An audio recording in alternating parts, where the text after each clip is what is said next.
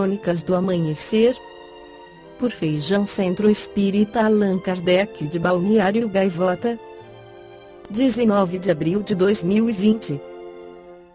A trágica história do tsunami contada por sobreviventes 15 anos depois. Pouco antes das 8 horas do dia 26 de dezembro de 2004, um terremoto de magnitude 9,1 atingiu o mar no norte da Indonésia. Nas horas que se seguiram, um enorme tsunami varreu o Oceano Índico, matando cerca de 230 mil pessoas, a maioria na Indonésia. Para marcar o 15º aniversário da tragédia, o repórter Chayotion Charonchai, da BBC Thai, o serviço de notícias em tailandês da BBC, visitou o sul da Tailândia, que foi devastado pelo tsunami.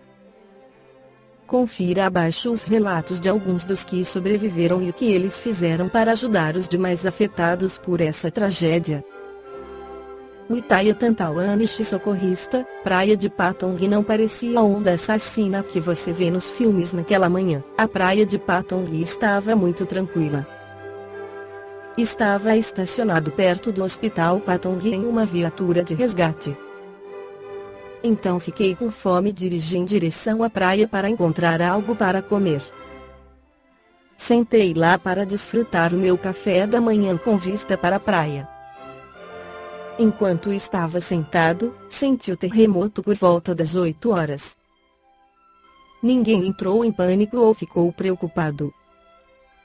Continuei sentado ali esperando receber uma ligação de emergência.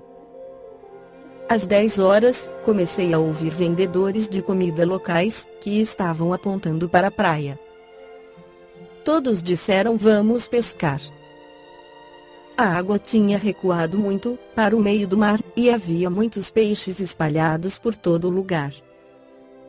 Ri com o que vi, mas não demorou muito para perceber que algo estava errado.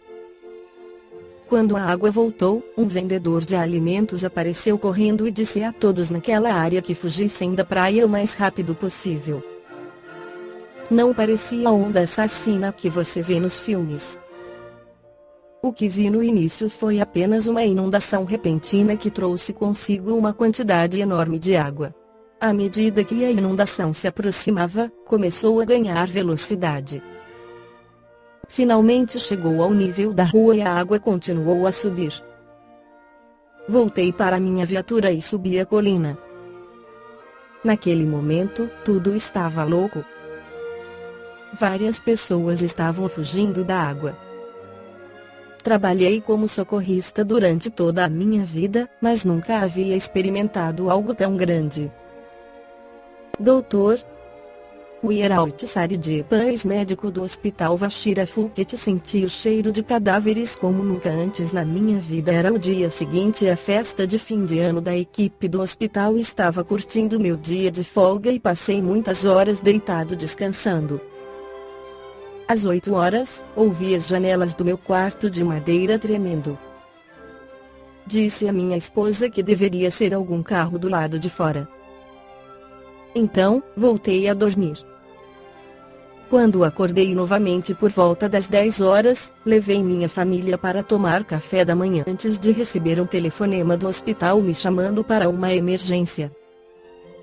Tínhamos um plano para lidar com um desastre em grande escala. Mas não tínhamos nenhum plano para algo de tamanha grandeza. O diretor do hospital me pediu para ajudar a implantar microchips nos cadáveres, conforme solicitado pela polícia forense.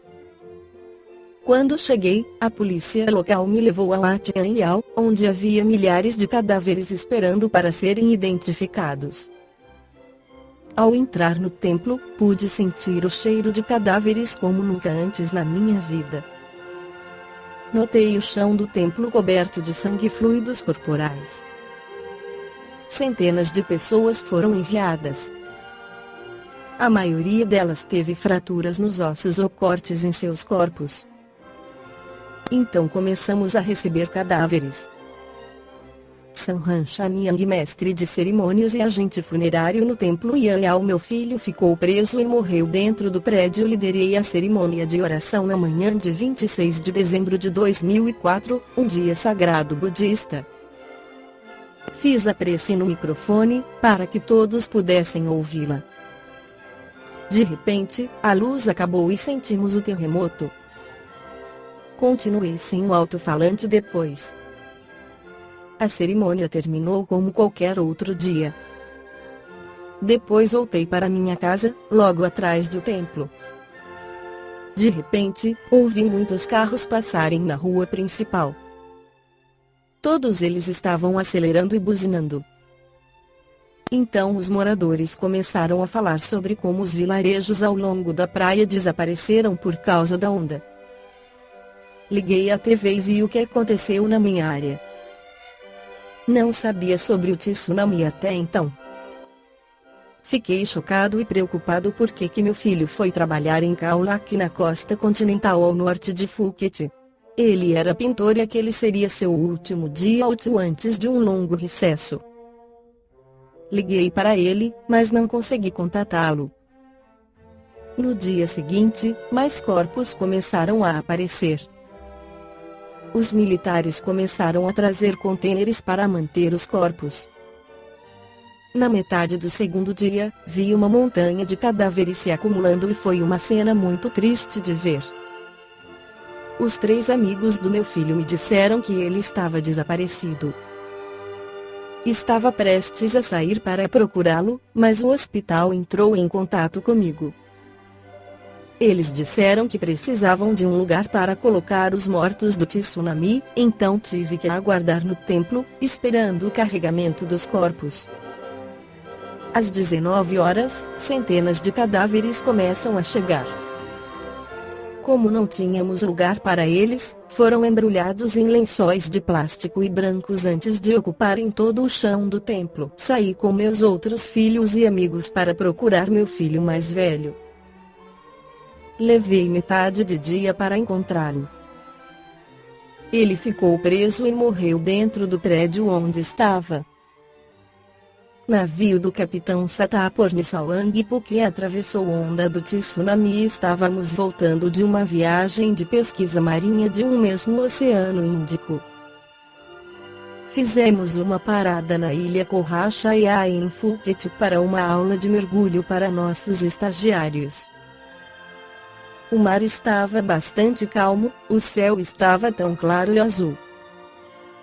Disse à minha equipe que dia perfeito para estar no mar. Depois do café da manhã, todos nós fomos ao convés do navio para assistir ao estagiário mergulhando com instrutores. De repente, senti a embarcação levantar e girar para a esquerda e para a direita. Não tínhamos ideia do que aconteceu, mas meu instinto me disse para ligar os motores e seguir para o meio do mar. Quando olhei em direção à costa da ilha, vi uma grande onda atingir a praia e varrer guarda-chuvas e cadeiras para dentro do mar. Então a água recuou, bem longe, antes que a segunda onda atingisse a praia novamente. Desta vez, arrastou bangalôs e restaurantes até o mar. Foi uma onda como nenhuma outra. Allan Kardec, na terceira parte do Livro dos Espíritos, esclarece sobre as leis morais e uma delas é a de destruição, onde os espíritos comentam sobre os flagelos destruidores 737. Com que fim Deus castiga a humanidade com flagelos destruidores? Para fazê-la avançar mais depressa. Não dissemos que a destruição é necessária para a regeneração moral dos espíritos, que adquirem em cada nova existência um novo grau de perfeição? E necessário ver o fim para apreciar os resultados. Só julgais essas coisas do vosso ponto de vista pessoal, e as chamais de flagelos por causa dos prejuízos que vos causam, mas esses transtornos são frequentemente necessários para fazer com que as coisas cheguem mais prontamente a uma ordem melhor, realizando-se em alguns anos o que necessitaria de muitos séculos. 738. Deus não poderia empregar, para melhorar a humanidade, outros meios que não os flagelos destruidores? Sim, e diariamente os emprega, pois deu a cada um os meios de progredir pelo conhecimento do bem e do mal. E o homem que não os aproveita, então, é necessário castigá-lo em seu orgulho e fazê-lo sentir a própria fraqueza? 738 Nesses flagelos, porém, o homem de bem sucumbe como os perversos, isso é justo? Durante a vida, o homem relaciona tudo a seu corpo, mas, após a morte, pensa de outra maneira. Como já dissemos, a vida do corpo é um quase nada, um século de vosso mundo é um relâmpago na eternidade. Os sofrimentos que duram alguns dos vossos meses ou dias, nada são. Apenas um ensinamento que vos servirá no futuro. Os espíritos que persistem e sobrevivem a tudo, eis o mundo real. Ver item 85. São eles os filhos de Deus e o objeto de sua solicitude. Os corpos não são mais que disfarces sob os quais aparecem no mundo. Nas grandes calamidades que dizimam os homens, eles são como um exército que, durante a guerra, vê os seus uniformes estragados, rotos ou perdidos.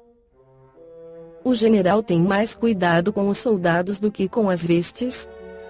738b Mas as vítimas desses flagelos, apesar disso, não são vítimas.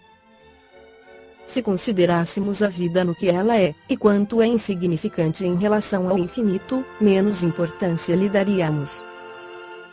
Essas vítimas terão noutra existência uma larga compensação para os seus sofrimentos, se souberem suportá-los sem lamentar.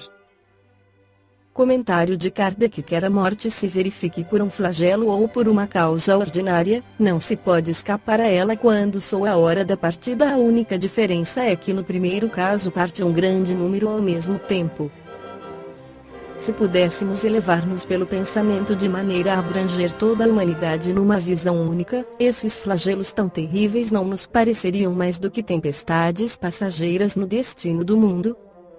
739. Esses flagelos destruidores têm utilidade do ponto de vista físico, malgrado os males que ocasionam. Sim, eles modificam algumas vezes o estado de uma região, mas o bem que deles resulta só é geralmente sentido pelas gerações futuras. 740. Os flagelos não seriam igualmente provas morais para o homem, pondo-as voltas com necessidades mais duras? Os flagelos são provas que proporcionam ao homem a ocasião de exercitar a inteligência, de mostrar a sua paciência e a sua resignação ante a vontade de Deus, ao mesmo tempo que lhe permitem desenvolver os sentimentos de abnegação, de desinteresse próprio e de amor ao próximo, se ele não for dominado pelo egoísmo. Esta foi a crônica do amanhecer de 19 de abril de 2020. Por Feijão Centro Espírita Allan Kardec de Balneário Gaivota. Que a paz esteja com todos.